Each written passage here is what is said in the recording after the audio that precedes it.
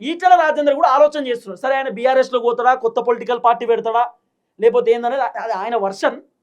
కానీ 2-3 ఆప్షన్స్ వినబడుతున్నాయి. ఒకటి ఏంది, Etela Rajender in case Etela Rajender Bharatiya Janata party గనక ఈటల రాజేందర్ ఒకవేళ రిజైన్ చేస్తే మ్యాక్సిమం కాంగ్రెస్ పార్టీలో పోయేటటువంటి అవకాశం ఉండకపోవచ్చు, 0%. ఎందుకంటే కాంగ్రెస్ పైన పూర్తి స్థాయిలో వ్యతిరేకత ఉందనే సంగతి ఈటలకు తెలుసు.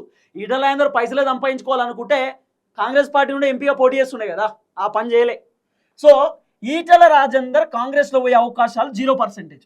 ఇక ఈటల రాజేందర్ భారతీయ జనతా పార్టీలో అయినా కంటిన్యూ అవ్వాల్సినటువంటి అవసరం ఉంది. కానీ ఈటల ఎందుకో బీజేపీలో ఉండడానికి ఇష్టపడతలేదు అనేది వినబడుతున్న వ్యవహారం. లేకపోతే ఈటల రాజేందర్ కొత్త పొలిటికల్ పార్టీ అయినా పెట్టొచ్చు. కానీ ఈటల రాజేందర్కి రాజకీయంగా తెలిసినటువంటి విషయం ఏంటంటే కొత్త పొలిటికల్ పార్టీ పెడితే వర్కౌట్ అవుతుందా కాదా. ఎందుకంటే ఈటల రాజేందర్కి తెలుసు పార్టీలు పెడితే ఎట్లుంటుంది ఏం కథ అనేది ఆయనకు తెలుసు కదా, ఎంత సఫరింగ్ ఉంటుంది ఏందనేది. ఎందుకంటే కేసీఆర్ పార్టీ పెట్టిన కాంచెలు ఈటల రాజేందర్ ఉన్నాడు, కేసీఆర్ వెంట నడిచిండు, కాబట్టి ఈటలకు తెలుసు. సో మ్యాక్సిమం కొత్త పొలిటికల్ పార్టీ 50-50 ఛాన్సెస్ ఉండొచ్చు. ఈటల రాజేందర్ పెట్టొచ్చు, పెట్టకపోవచ్చు. కానీ పెడితే బాగుంటుంది. ఈటల రాజేందర్ కొత్త పార్టీ పెడితే చాలా మంది ఎమ్మెల్యేలు వచ్చి జాయిన్ అవుతారు. ఎందుకంటే ఈటలతోటి చాలా మంది ఎమ్మెల్యే టచ్లో ఉంటారు. సో 50-50% ఉండొచ్చు ఈటల రాజేందర్ కొత్త పొలిటికల్ పార్టీ పెడితే. ఇప్పుడు ఆల్రెడీ ఈటల నాకు తెలుసు కవిత కొత్త పార్టీ పెడుతుంది, మల్లన్న కొత్త పార్టీ పెట్టిండు, ఇప్పుడు ఇంకొకళ్ళు కొత్త పార్టీ పెట్టడానికి రెడీగా ఉన్నారట. ఇంకో వేరే వాళ్ళు కూడా కొత్త పార్టీ పెట్టబోతున్నారని చర్చ. 5-6 పార్టీలు ఉన్నాయి ఇప్పుడు, కొత్త ఇంకా 2-3 పుట్టుకొస్తున్నాయి. ఇప్పుడు మళ్ళీ ఇంకో కొత్త పార్టీ పెడితే ఓట్లన్నీ చీలిపోయి మళ్ళీ కాంగ్రెస్ అధికారంలోకి వచ్చింది అనుకో, కథం ఏం చేయలేము ఇక.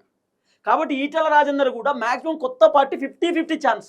కాంగ్రెస్కి మినిమం ఒక 10% ఇవ్వచ్చు ఛాన్సెస్, పోతే పోవచ్చు అని. కానీ పోడు, మ్యాక్సిమం పోడు. అయితే తర్వాత ఇప్పుడు ఉన్నటువంటి ఆప్షన్ బీఆర్ఎస్.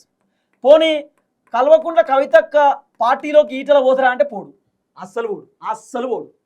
ఎందుకంటే ఈటల రాజేందర్ కవిత పార్టీలోకి పోతే కవితకు గుర్తింపు వస్తుంది, కవితక్క పార్టీ గుర్తింపు వస్తుంది. కవితక్క ద్వారా పార్టీ గుర్తింపు రాదంటే వస్తుంది, కానీ కవితక్కకు సంబంధించిన గుర్తింపు వేరే ఉంటుంది. ఈటల గుర్తింపు డిఫరెంట్ కదా.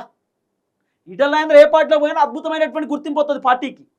కానీ ఈటల రాజేందర్ ఎందుకో బీఆర్ఎస్ వైపు చూస్తూ ఉన్నాడు అనేది వినబడుతున్న ఒక చర్చ, వినబడుతున్న వ్యవహారం. కానీ చాలామంది అంటున్నటువంటి మాట ఏంది, అన్న ఈటల రాజేందర్ టీఆర్ఎస్ పార్టీలో పోతే మస్తు ఉంటుంది, బీఆర్ఎస్ పార్టీ ఈటల రాజేందర్ సొంత పార్టీ కదా, ఏం పాత పార్టీ, అది కొత్త పార్టీ ఏం కాదు అని ఎప్పటి నుండో ఉన్నటువంటి వ్యక్తి, మళ్ళీ ఆయన ఇంటికి ఆయన పోయినట్టు ఉంటుంది, ఏం కాదన్నా పోవచ్చు అని చాలామంది చెప్తున్న మాట.